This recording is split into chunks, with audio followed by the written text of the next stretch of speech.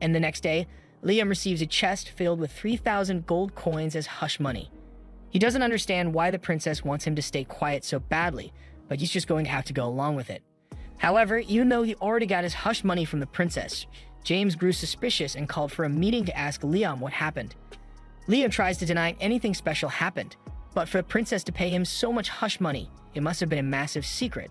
So he interrogates Liam a little, and eventually he ends up cracking and reveals that he can use holy magic. He demonstrates one of the spells that he can use and informs James that this spell allows him to get rid of all negative status effects, including petrification and poison. He believes this is incredible, but its power is to be expected since holy magic is considered an act of God. He asks Liam if he knows anything about the War of the Three Dragons, and Liam doesn't, so he begins explaining the story to him. Long ago, there was a battle between three great dragons that lasted until only one stood victorious. It is said that the dragon's victory was largely due to its use of holy magic, and after that, the dragon supposedly joined a human, and its magic was used to found this kingdom. When James says join, the first thing that pops into Liam's head is that the dragon and the human got married and had children, but that's not the case. James points out that Liam is a prime example of what it looks like to join a dragon. And now that he thinks about it, Raiden did enter his body, so the two of them are technically joined.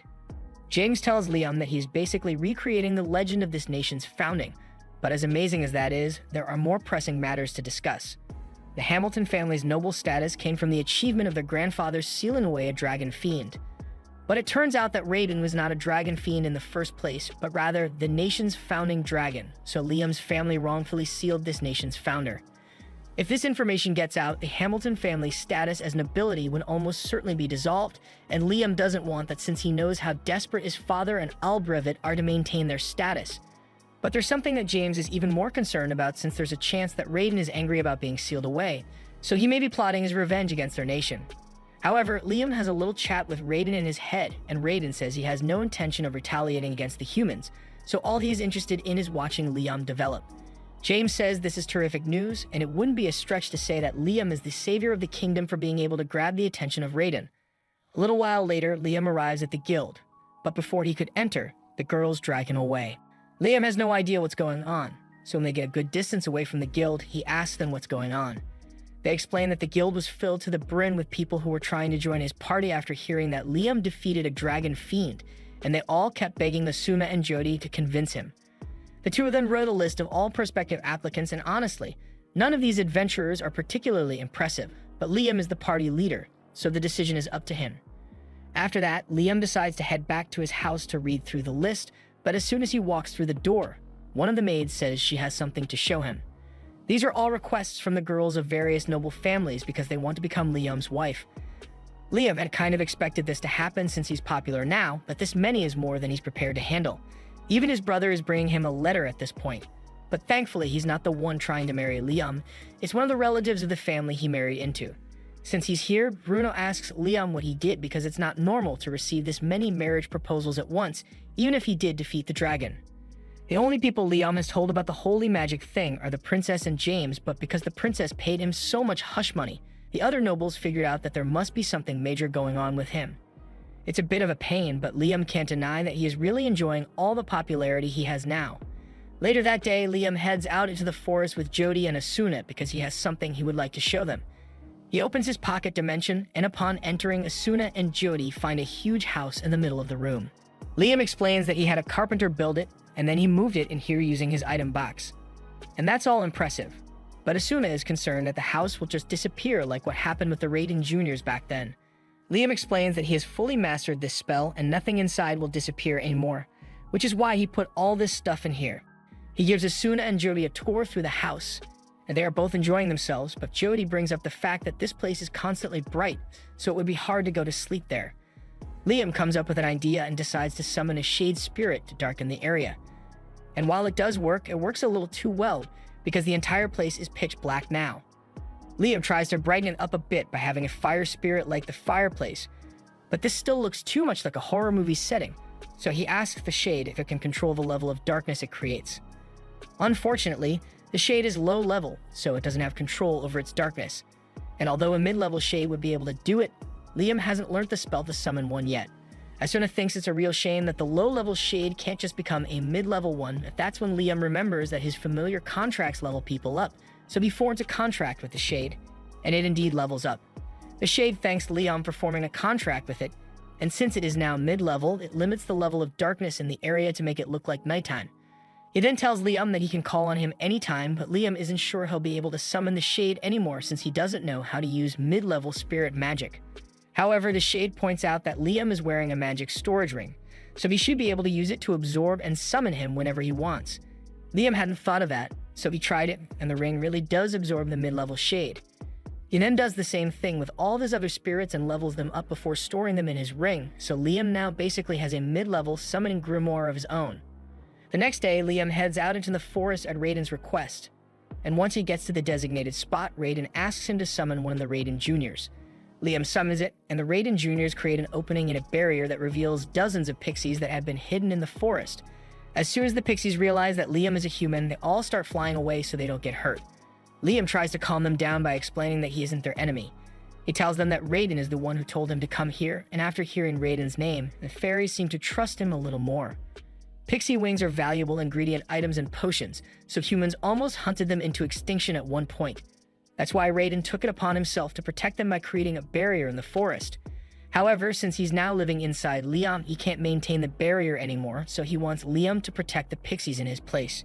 To do this, Liam first wants to form familiar contracts with all the pixies, so he asks them if they are okay with that. The pixies trust Liam since he is working on behalf of Raiden, and since he's going to be forming contracts with them, Raiden asks Liam to give them names as well since naming things gives additional power to human magic. Liam forms a contract and decides to name the first pixie, Reina. However, to his surprise, once the contract is completed, Reina is transformed from a pixie to an elf. Raiden thinks it's interesting that the pixies evolved into elves, but he isn't that surprised by it. However, Liam is totally confused and has no idea how this could have possibly happened. Raiden explains that by forming a magic contract and naming the pixie at the same time, the magic power from both actions resonated and created a stronger response than normal, which is why the pixie evolved so much. From now on, Raiden says it would be best if Liam named every familiar that he forms contracts with. After seeing the effects of the contract, all the other pixies are eager to form a contract and ask Liam to name them as well. Once all the pixies have been turned into elves, Reina asks him for some orders since they are his familiars. Liam hadn't really thought that far ahead since he'd just come here at Raiden's request. But since the pixies are all elves now, he suggests that they should start building a village for themselves. He also appoints Reina as the leader of the village since she was the first pixie he evolved, and she's the only one whose name he remembers right now. Once that has been settled, the elves get to work planning their village, and Liam is completely exhausted since he used way too much magic power when forming all those contracts.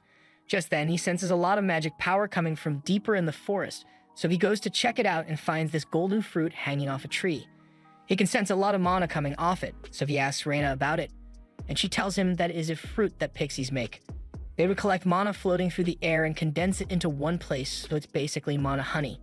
Liam asks her if he can eat it, and Reina has no objections, so he cuts the fruit down and takes a bite.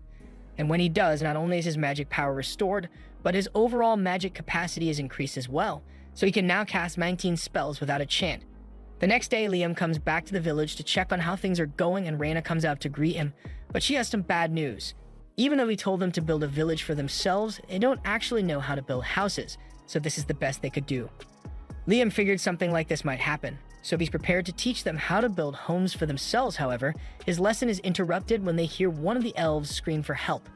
Bandits happen to make their way into the forest, and as soon as they spotted an elf, they decided to kidnap and sell her off for money.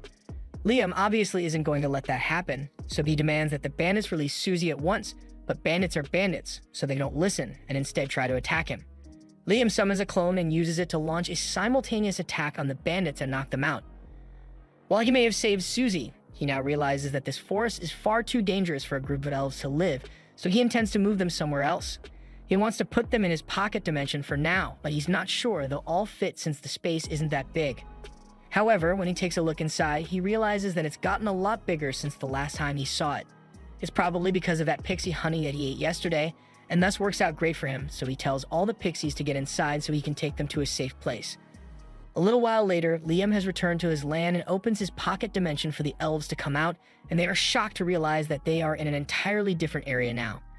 Liam tells them that he brought them to his land so they won't have to worry about being attacked anymore, and while the elves are grateful, They are even more amazed that Liam was able to transport all of them here with a single spell. They all bow down to ask Liam to become their king, and if he agrees to rule them, they swear to do whatever he asks. Liam feels the need to protect them, so he agrees to become their ruler, but he asks them not to call him a king because he doesn't want to have to deal with the politics of that. Anyway, since he's their leader, he has to find land for them to live on. 4 days pass, and Liam is still trying to get a place for the elves to live, which is why he has been practicing the new magic Raiden gave him non-stop. And when he finally figures it out, he tells everyone to line up. He then proceeds to teleport them all about 100 kilometers from where they were before to a place called the Sealed Islands. Raiden is the one who sealed this land, but he has permitted them to use it as much as they like. This would have been a 4-day trip if they traveled normally, but with the teleportation magic he learned from Raiden, he can instantly travel to any location he has been to before. He tells the elves that they can live here from now on, but he's still going to need someone to build houses for them. For now, he's leaving the Raiden Juniors in charge of protecting the elves until he gets back, so he teleports back home.